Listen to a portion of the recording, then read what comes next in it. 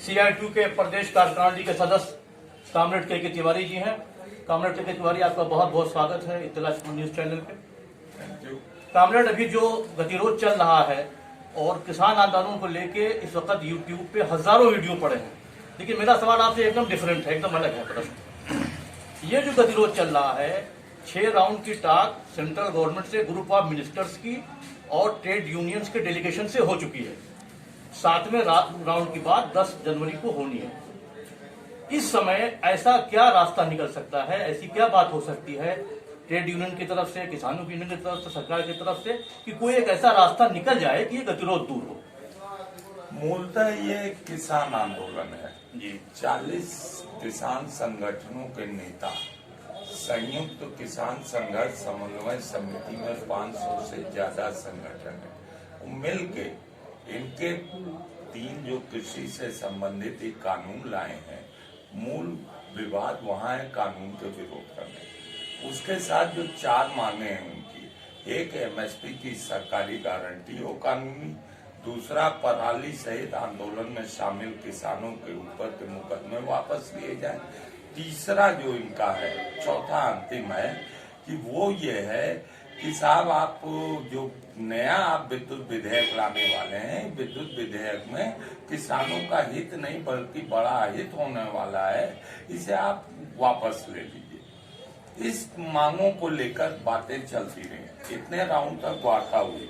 बार बार सरकार यही कहती रही कि साहब आप बात कीजिए, बात होती भी रही, लेकिन सरकार इस पर अड़ी थी कि हम अपने कानून वापस नहीं लेंगे। ये पहली वार्ता है जो कल हुई है, उसमें जो सरकार पॉजिटिव तरीके से आई है किसान संगठनों के नेताओं के साथ, और कुछ सहमति बनी है, कुछ पे समय लिया गया।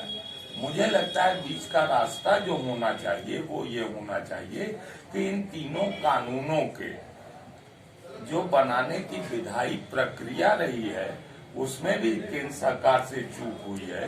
किसान संगठनों से, किसानों से कोई सीधी वार्ता नहीं की गई, ना ही इस प्रस्तावित विधेयक को सेलेक्ट कमेटी में भेजकर इसके गुण दोष पे विवेचना की गई, जिसके कारण आनन फानन में लोकसभा में इसे संख्या बल से पास करना पड़ा और राज्यसभा में मत विभाजन की मांग होने के बावजूद ध्वनि मत से इन्होंने पास कर दिया। लेकिन कामरेड, आप ये तो आप समझ सकते हैं ना कि जो एक बार बिल, एक बार जो कानून बन गया, क्या देश के हित में या किसी भी गवर्नमेंट के हित में यह सही होगा कि कानून वापस लिया जाए? क्या आगे कोई नजीर नहीं बनेगी? बहुत सारे मुद्दे हैं देश में जो उठ सकते हैं। आपकी बात सही है, कानून अगर बनते हैं, कानून एबालिश भी होते हैं, कानूनों में संशोधन भी होता है और बातचीत के जरिए एक बीच का रास्ता निकाला भी जा सकता है। ये एक लोकतांत्रिक कल्याणकारी राज्य की अवधारणा में कि जब भी हम कानून बनाएं, एक पक्षी न हो, किसी एक पक्ष का ज्यादा नुकसान न हो, इसका ध्यान सरकार को रखना चाहिए। और इसको रखते हुए इस बने हुए कानून अंतिम है मानना मेरा ठीक नहीं होगा। इस कानून में बीच का रास्ता वैकल्पिक निकालना चाहिए।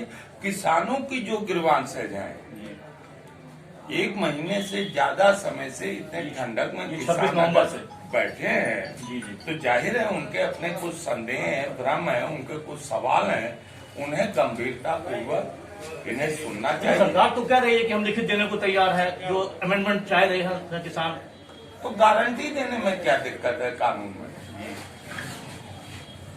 वहाँ हम सहमत नहीं है। आप लिखित देंगे तो लिखित बाध्यकारी केवल सरकारी खरीद होगी, लेकिन जो प्राइवेट कंपनियों को आपने इजाजत दी है मार्केट में खरीद करने से, उन पे आपके लिखित आश्वासन बाध्यकारी नहीं होंगे। बेहतर है कि अगर आप इतना आगे बढ़े हैं तो आप उसे एक कानून के रूप में कन्वर्ट कर दें। तो आपको क्या लगा 10 तारीख को जो मीटिंग होने जा रही है मिनिस्टर डेलीगेशन की, आपके जो यूनियन के डेलीगेशन हैं या किसानों के जो डेलीगेशन हैं और ग्रुप ऑफ मिनिस्टर्स की, उससे आपको क्या उम्मीद? बहुत अच्छी उम्मीद है। पिछली वार्ता जिस तरह से सौहार्दपूर्ण माहौल में और तमाम बिंदुओं पे हुई है, और सरकार ने खास करके पराली और एनवायरमेंट पे किसानों के उत्पीड़न के सवाल को गंभीरता से लेते हुए पहल की है। सरकार ने जिस तरह प्रस्तावित विद्युत विधेयक के बारे में पहल की है, वो स्वागत योग्य है। अब बात एमएसपी की है, एमएसपी पे भी वो लिखित आश्वासन देने को राजी हैं। उसे कानूनी गारंटी की बात अपने विधि विशेषज्ञों से करके एक संशोधन ला दें। अब मूल जो तीनों कानून बदलने की बात है उसमें होना ये चाहिए कि फिलहाल उन कानूनों को होल्ड करके एक ट्राईपार्ट कमेटी बना दें। ट्राईपार्ट कमेटी में सबकी राय। मतलब आपका कहना ये है कि उस 3 कानून जो बने हैं उनको होल्ड करके एक त्रिपक्षीय कमेटी बन जाए, उस कमेटी में बैठ के सारे मसले को डिस्कस किया जाए। बहुत बहुत शुक्रिया आपका कामरेड तिवारी। मैं शोएब रहमान, इत्तला न्यूज।